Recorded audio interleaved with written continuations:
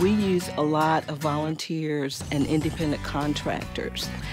Now, instead of being concerned as to whether or not we're going to have proprietary issues with a choreographer who comes in and choreographs a piece for our students, or whether or not a photographer comes in and takes a picture that the photographer owns and we choose to use it in a particular situation that has not been pre-approved, having those documents there on the front end to actually sit down and negotiate with the individual contractors before we actually secure their services really gives us the confidence to move forward and not be concerned about whether or not we're going to compromise somebody else's work or compromise our organization. Well, I am so impressed with the caliber and the quality of the lawyers that Pro Bono have made available to us. I think what was most impressive to me is how receptive they were